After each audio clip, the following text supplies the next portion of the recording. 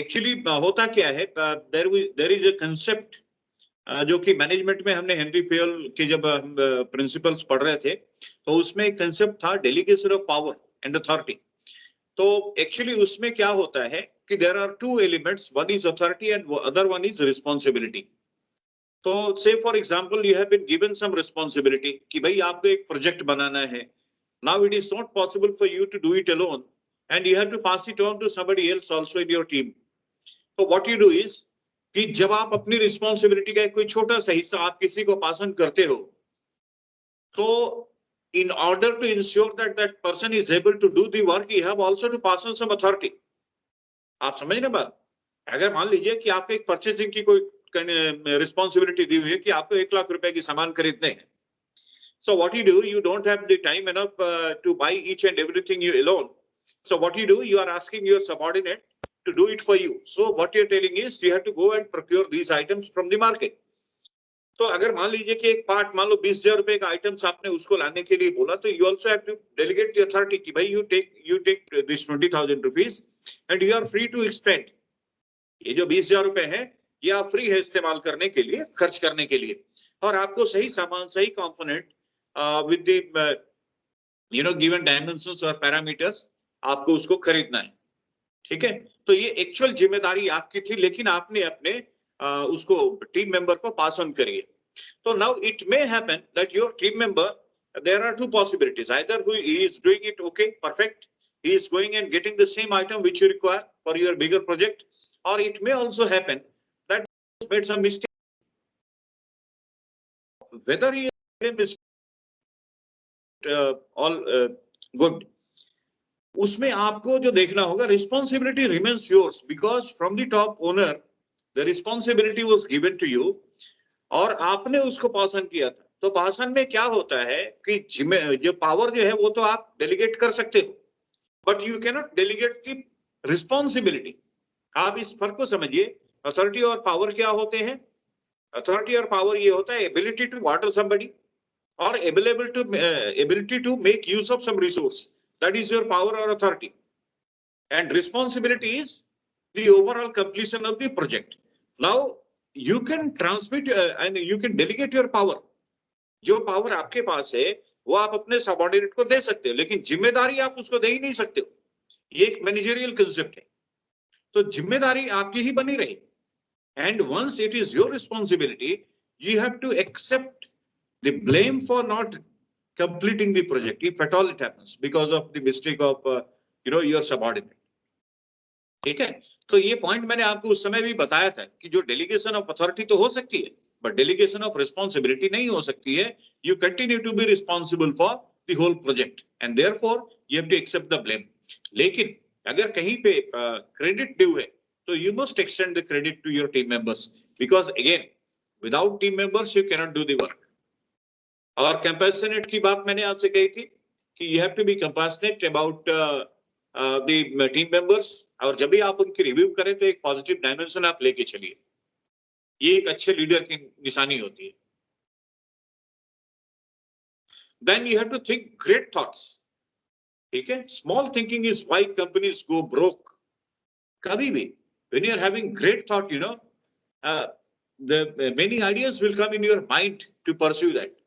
अगर आप छोटी छोटी चीजों में उलझे रहे, छोटी छोटी बातों में उलझे रहे, तो फिर उसी में उलझ के रह जाएंगे। Because a leader, he has to set the direction, he has to be a visionary person, and he has to hold on with the missions, goals and objectives. He has to lead the people towards the achievement of the objective. तो इसलिए अगर आपके ऊंचे विचार नहीं है, it is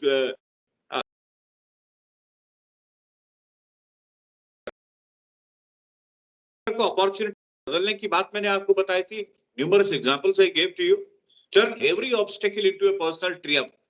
जो भी आपके रास्ते में रुकावटें आती हैं, मैंने आपको एग्जांपल अभी लेटेस्ट बताया था कि ये जो लॉकडाउन आपके लाइफ की, मुझे लगता है कि for all of us this is the first of its kind. ऐसा कि हम में से किसी ने नहीं देखा।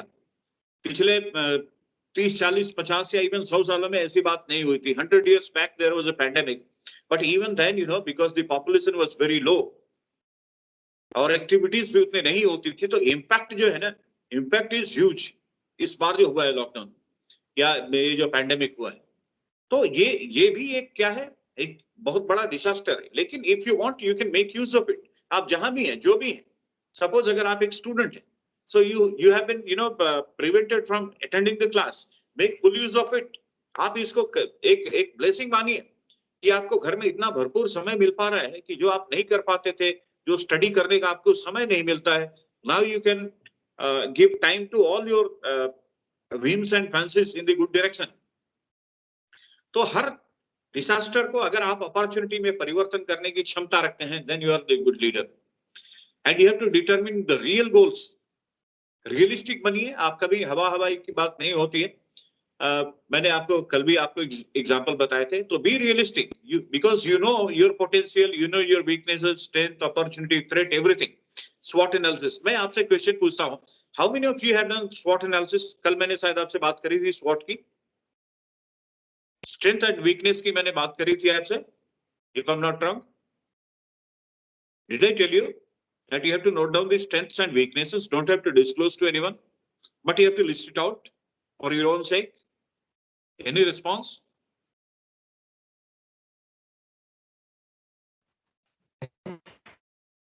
बोलिए, please go ahead।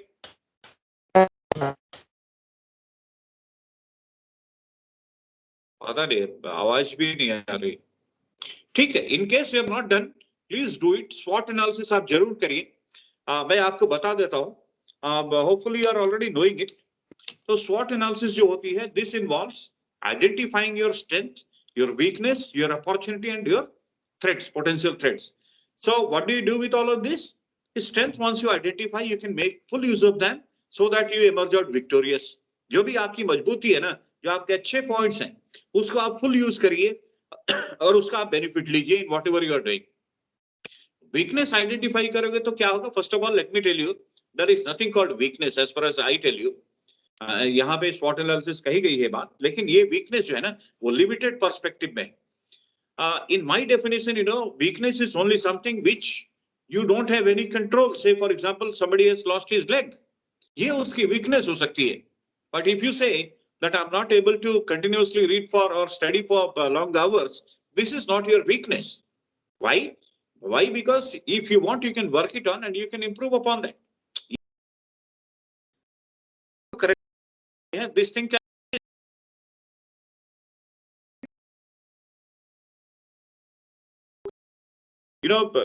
Temporary shortcoming जिसको हम कहें, हम वीकनेस उसी को मानेंगे, टेम्पररी शॉर्टकमिंग। रियल वीकनेस वो होती है जो कि कभी भी चेंज नहीं हो सकती।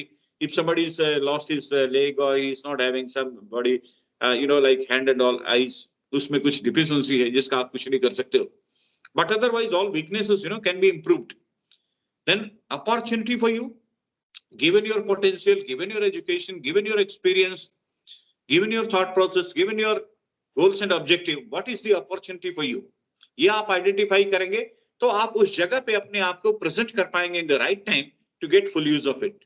एंड थ्रेट्स आपको क्यों जानने चाहिए? ताकि हम उससे प्रिवेंट करें अपने आप को। तो ये स्वॉट एनालिसिस अगर आपने नहीं किया है, you must take it out. और उसमें भी और एस और डब्ल्यू को आप पहले देखिए, you have to note it down. आप अपने पीसफुल होकर बैठिए 5 minute 10 minute in your own privacy, और आप सोचिए कि आप में कौन कौन सी स्ट्रेंथ है। And strength could be in any direction। You got a good personality, you got a good communication skill, ये आपकी strength है। You got good knowledge about a particular subject, strength है आपकी। You got an expertise in the project work, again strength। You are having good programming skills, strength हो गई। weakness क्या हो गई है? Not able to work hard, not able to study for long hours, not being able to retain whatever you are studying, this all could be your weaknesses। तो आप इनको अगर आप लिस्ट आउट कर पाए, सिर्फ अपने तक ही सीमित रखें, तो उससे बहुत बेनिफिट होगी। जो आपकी स्ट्रेंथ है उसको आप इस्तेमाल करिए फॉर योर पर्सनल ग्रोथ, और जो आपकी वीकनेसेस हैं उसको आप धीरे धीरे एलिमिनेट करिए। ठीक है, कल हमने डिस्कस करी, repeated it। And another point is you have to listen effectively। For a good leader it is very important to listen। क्योंकि जब आप सुनेंगे ना, तो आपको बहुत सारे डायमेंशंस, बहुत सारे पर्सपेक्टिव पता चलेंगे relating to the particular project और the thing in which you are involve. और उसके बाद जब आप उसको इंटरप्रेट करेंगे, तभी आप एक अच्छा रिएक्शन या आप अच्छा रिस्पॉन्स आप दे पाएंगे in terms of specific behavioral perspective. उसके बाद you have to encourage the teamwork and participation, because you need to have a good team with members who are very sincere and providing synergy to each other.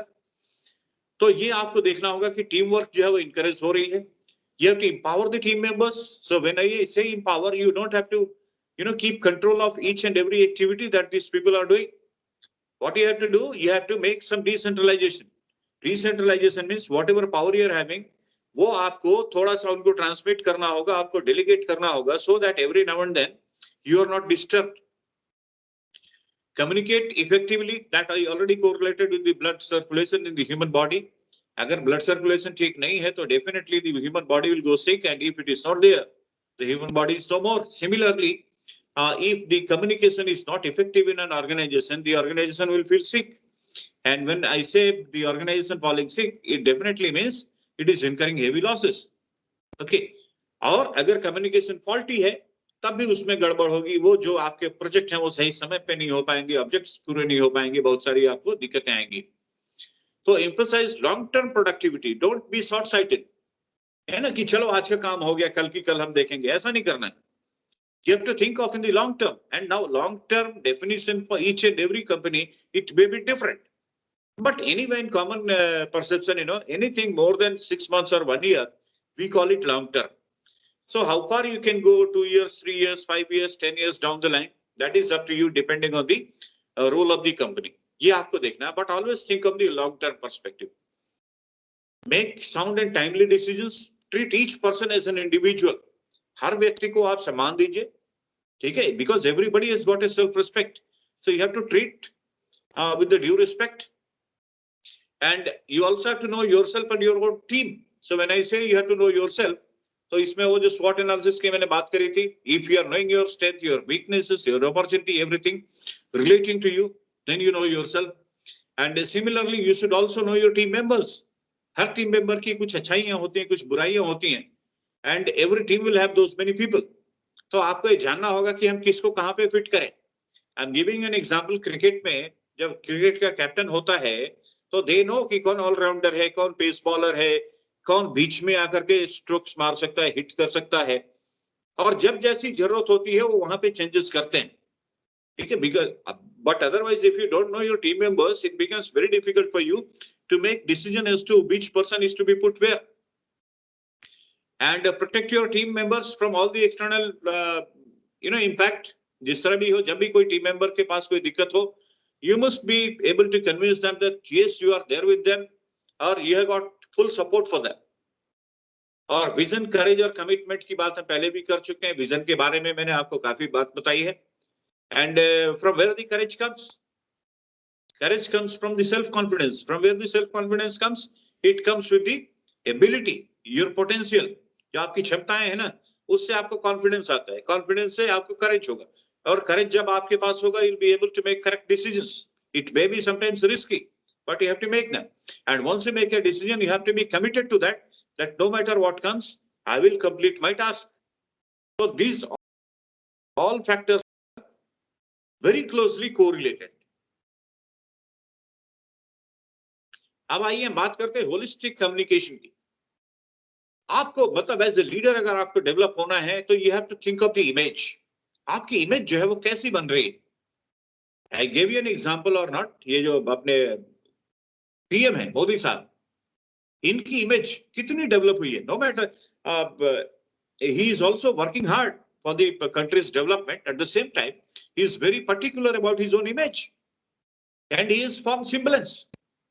तो ये सिम्बलेंस क्या होता है कि जब आप किसी बंदे को ना किसी और चीज से जो कि मतलब वेल स्टैब्लिश्ड है, उससे अगर आप कंपेयर कर पाए, और इसीलिए यहाँ पे देखिए एक एग्जांपल दिया, that person is the image of an engineer. So when we talk of the engineer, what is the first thing that comes to your mind? कि जो इंजीनियर होगा, he will be very sound technically, and he is able to work on any given project of his own domain with full expertise. and he'll be giving solutions to the related problems. यही आपके मन में आना चाहिए when we are talking about the engineer. ठीक है, तो अगर कोई बंदा अब now if this is the image of an engineer and you people are also going to become engineers, so you have to create an image of that. तो अगर आप किसी प्रोजेक्ट पे काम करते हैं तो आपके उस प्रोजेक्ट में पूरी सफलता मिलनी चाहिए और आपके एक्टिविटीज को देख के लगना चाहिए कि you have got full confidence, you got the full knowledge of the particular project. तो ये सिम्बलेंस होता है कि जो एक इंजीनियर से उम्मीद की जाती है, जो एक्सपेक्टेशंस होती हैं, उस पे अगर आप खरे उतरेंगे तो इट विल बी सिम्बलेंस और वहीं से इमेज आपकी तैयार होती है. Then what about the simile and metaphor. Simile और मेटाफोर मतलब एक ही सिक्के के दो पहलू हैं. सिमाइल में usually we are taking the positive things, जैसे he is running like a deer, हिरन की तरह भाग रहा है, मतलब बहुत तेज भाग रहा है. मेटाफोर में हम क्या होता है, ये स्लाइटली थोड़ा नेगेटिव साइड में होता है, जैसे उसको डरपोक बोलने की बजाय अरे उसका तो चूहे की तरह बिहेवियर है, तो आपने चूहे से उसको एक रूपक, हिंदी में इसको कहते हैं रूपक, तो उसका बिहेवियर तो चूहे की तरह, मतलब वो डरपोक है. और smile is most of the time positive, हालांकि ऐसा कोई हार्ड एंड फास्ट रूल नहीं है, but mostly you know it is being used for that. तो स्माइल एंड मेटाफोर ये जो है वो आपसे कहीं ना कहीं कनेक्ट होना चाहिए. विच ये जो बोलते हैं ना कि हम तो शेर हैं, what is that? It is smile. समझ गया? अरे वो तो शेर है भाई बंदा, ये स्माइल हो गया. और मेटाफोर वाला चूहा, तो मेंटल रिप्रेजेंटेशन भी आपका, मेंटल जो टफनेस होनी चाहिए, आइडिया कंसेप्शन भी होना चाहिए आपके पास as a leader, character of thing और a person as perceived by the public. Now image includes everything. जब आप इमेज बनाने की बात करते हो ना, और मैं जब ये इमेज बनाने की बात कर रहा हूं तो आई एम बीइंग रियलिस्टिक. कई लोग जो नकली इमेज बनाते हैं, है ना. अब देखिए क्या होता है कि आप एक आईएएस बनना चाहते हैं, आईएएस की कोई इंटरनल गुण आप में नहीं, एट्रीब्यूट नहीं है, बट आईएएस जो कोट टाई और सूट पहनता है वो आपने इमेज बना लिया कि यस मैं तो आईएएस लग रहा हूं. अरे भाई, जो उसके इनर एबिलिटीज हैं उसको भी डेवलप करिए ना आप. तो व्हाट आई मीन टू से, the way you talk and dress, the way you act, your attitude to others at work and play, similarly your expertise and many other associated components, ये सभी कुछ image में आता है आपके. तो you must be very careful in drawing your image. आपने हो सकता है इससे पहले कभी सोचा ना, हम सोचते हैं लेकिन बड़े अलग तरीके में सोचते हैं कि लोग क्या कहेंगे, पता नहीं वो क्या सोचेगा, बट हम उसी तक सीमित रह जाते हैं. And these are all negative things. But अगर आप अपने पोटेंशियल को देखें, स्ट्रेंथ को देखें, वीकनेसेस को देखें और उसको एक केयरफुली आप इस तरह से इमेज प्रोजेक्ट ताकि लोगों में पॉजिटिव वाइब जाए, then you can probably become a good leader. अब हम इन पे वन बाय वन आएंगे, होलिस्टिक कम्युनिकेशन. तो आप ये फॉर एग्जांपल आप देख सकते हो, do you give warm fuzzies, मतलब क्या आप खुशमिजाज रहते हो, आर यू ऑलवेज हैप्पी, क्यों पता है, do you smile a lot, smile cost you nothing, but it is having influence, long term influence on the people whom you are meeting with. आप देखो ना, कोई जब ग्लूमी आदमी होता है आपका मन करता है उससे बात करने का, नहीं करेगा, बिकॉज उसके ऑरा में पूरी निगेटिविटी फैली हुई है, कहीं ना कहीं निगेटिव वाइब्स आती हैं. एंड ऑन द कंट्री जो हमेशा थॉट ये होता है, डायनामिक होता है और जो हमेशा खुशमिजाज होता है, तो पॉजिटिव वाइब्स आती हैं, people want to meet that individual. तो इसीलिए दो एग्जांपल है, do you give warm fuzzies, do you smile a lot, do you feel dynamic and energized and show it, do you feel comfortable in a group. एक ये होती है. On the country, do you hand out the cold pricklies, है ना, मतलब वो जो cactus होता है ना, उस तरह की फीलिंग तो नहीं दे रहे हो आप लोगों को कि आप कुछ भी बोल नहीं रहे हो, but something is going wrong with the other people. आपके साथ भी कई बार होता होगा, हमने कई बार जैसे एक्सपीरियंस किया है. And that person may be stranger, बस में ट्रेन में कभी आप ट्रेवल कर रहे हो, बगल में कोई बैठा हुआ है, now you don't know that person, but आपके अंदर में फीलिंग आती है, अरे पता नहीं कैसा बकवास है, ये है वो है. Why? Because in one way or the other some negative vibes are going on, और वो वहां पे उसके औरा में शामिल है. तो similarly what people think of you, when people think about you, do they equate your image with a dynamic, interested or competent person? जब आपके बारे में सोचते हैं तो क्या उनको लगता है कि मैं एक डायनामिक बंदे के बारे में सोच रहा हूं, एनर्जेटिक बंदे के बारे में सोच रहा हूं, या फिर लोग ये सोचते हैं कि सिर्फ आप एक धरती पे बोझ हैं. अच्छा, आपका उनके थॉट के ऊपर कोई कंट्रोल नहीं है. बट इनडायरेक्ट कंट्रोल है आप, क्योंकि जिस तरह से आप इमेज की रिप्लिका आपकी होती है उससे उनकी थॉट प्रोसेस कहीं ना कहीं प्रभावित होती है. So indirectly you have control over their thoughts. So what you can do, you don't have to worry about what they're thinking, but in continuous efforts you have to put it on development of your own image. ये आपको करना होगा. ये आप जरूर note कर लीजिए. The whole all the points you must make a note of it. What are your personal career objectives? I want each one of you to note down these points, and then you try to understand what exactly they mean. The points are to identify the problems and create winning solutions to solve them, to lead effectively with inspiration, to motivate, to be in control of your world, to make things happen for you, to manage your personal resources effectively, to be president of your own company, to be a millionaire if you're not already. ये कुछ points हैं, आप इसको note करिए, brainstorming करिए आप, यानी इससे काफी मतलब चेंजेस आएंगे आप में, positive changes. Are you noting it down? Please जो समझ पा रहे हैं मेरी बात को, whoever is able to appreciate my words, they must make a note of it.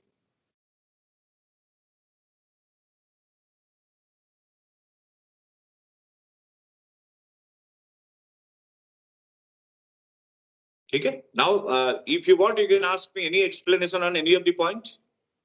ये जो points हैं, किसी point पे आपको कोई explanation चाहिए, you can put forward that particular point to me. Or have you understood everything? ये जितनी भी चीजें हैं हम जो, हाँ बोलो. हाँ सर, क्वेश्चन था कि जैसे लास्ट वाली स्लाइड है अभी है कि पता नहीं आपकी आवाज क्यों नहीं क्लियर आ पाती है. मैंने बिल्कुल ही पार्शियल सुना और मेन क्वेश्चन सुन नहीं पाया. I think again we have to use the chat box option. Chat box पे आप डालिए फटाफट. Just indicate कर दो आप. You have to be, you won't have to write the complete, sentence.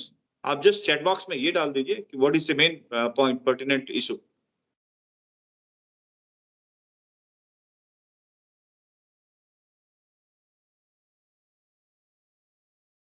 I have opened the chat box. You can keep on typing.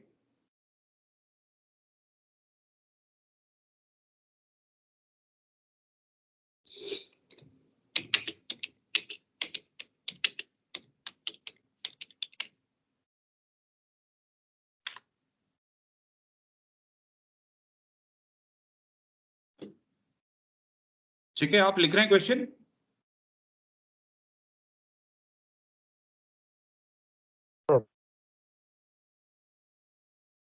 छोटे से मैं बस क्वेश्चन इंडिकेट कर दो.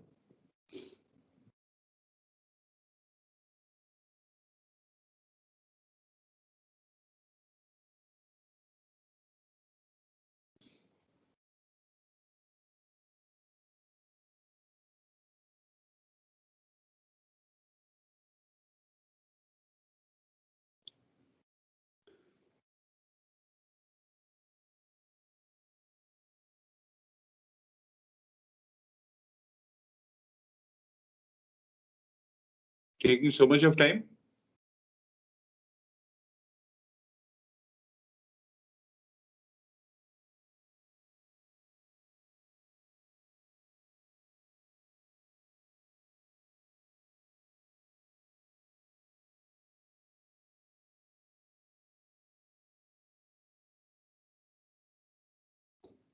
बताइए,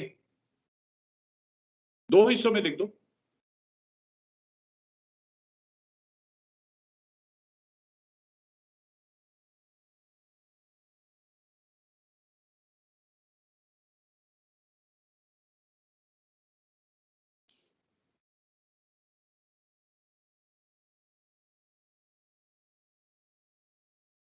Are you writing?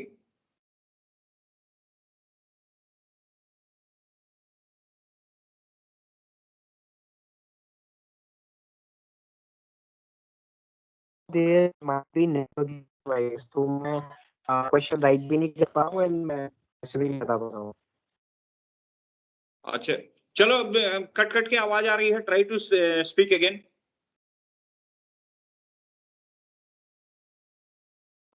सर मैं ये पूछ रहा था कि जैसे आपने बताया कि गुड लीडर की क्वालिटीज होती हैं कि समाओ अपनी स्ट्रेंथ्स वीकनेसेस एंड अपने पोटेंशियल थ्रेट्स जो कि अपकमिंग होंगे, जो आने वाले होंगे, उनको हाँ। समाओ आइडेंटिफाई करना। But sir what to do हाँ। इन दैट केस कि जब हमारे ऑर्गेनाइजेशन के अंदर कुछ ऐसे लोग हों जिनका इन्फ्लुएंस हमारे ऊपर काफी ज्यादा हो, उस केस में हमको कैसे चीजों को टैकल करना चाहिए सो दैट जो कनेक्शन है एक एम्प्लॉय और एक फाउंडर के बीच में वो अभी ना जाए और जो काम है वो भी सीमलेसली होता रहे आराम, बेहतर प्रोडक्टिविटी के साथ। बट सर तो कैसे होती है वो वाली चीजें, मतलब माइंडसेट के पर्सपेक्टिव से पूछ रहा हूँ मैं आपसे। नहीं, जो मैं समझ पाया कि what you are talking about is कि जो आपकी ऑर्गेनाइजेशन में जो लोग हैं,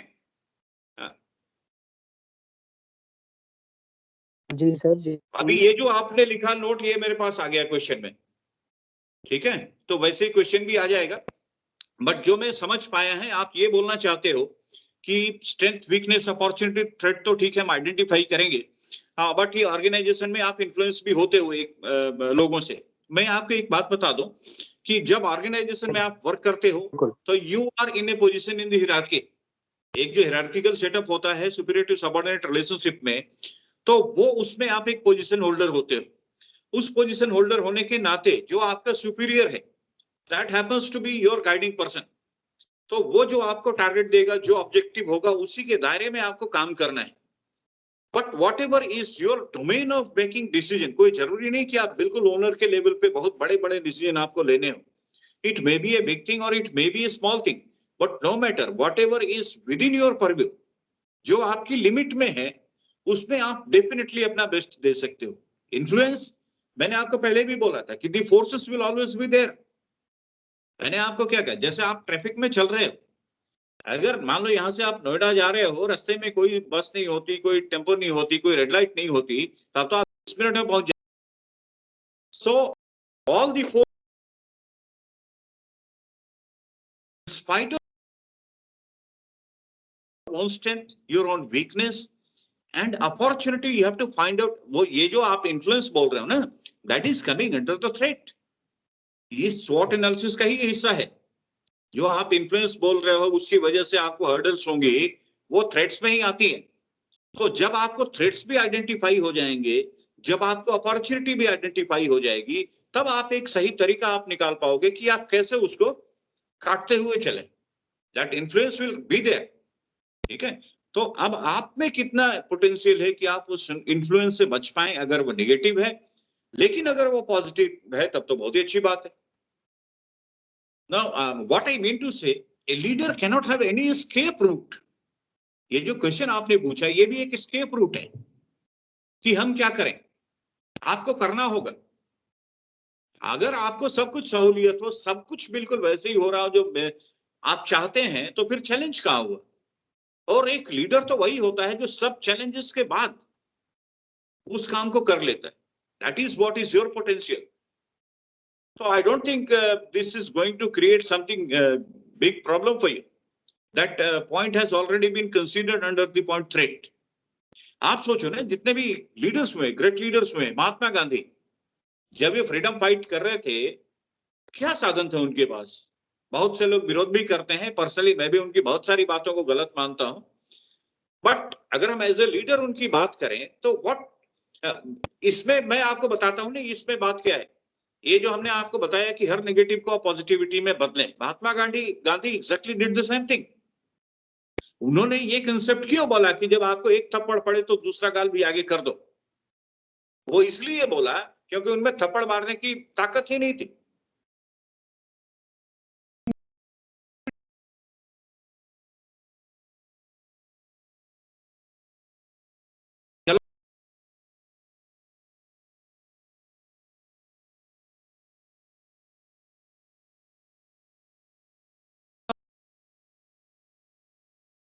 पर्सपेक्टिव की बात करूं, सिर्फ एक पॉइंट। देखिए मैं एक बात बता दूं, मतलब मैं भी उनको, अब आप में से कोई सपोर्टर होंगे गांधी के तो आप बुरा मान जाएंगे, बट मैं भी उनको ट्रैक्टर ही मानता हूं। उन्होंने बहुत कुछ गलत काम किए हैं और वो इंडिया पाकिस्तान का बंटवारा भी नहीं होता अगर वो नहीं चाहते। एंड ये इसके मर्डर में तो लोग बुराई करते हैं, मर्डर तो किसी हत्या तो हमेशा गलत ही होती है, बट उसके पास जो रीजन थे ना वो भी मैंने पढ़ा है। गोडसे ने मतलब कहीं पे किसी ने लिखा है कि उसने 114 पत्र लिखे थे महात्मा गांधी को कि sir please consider my points, I want to meet you, लेकिन इसने मिलने से इनकार कर दिया था। ठीक है, और बाद में पता है क्या हुआ, जब बंटवारा हो गया और आप जानते हो करीब 10 लाख लोग मारे गए थे, उसके बाद क्या हुआ था पता है? पहले मैं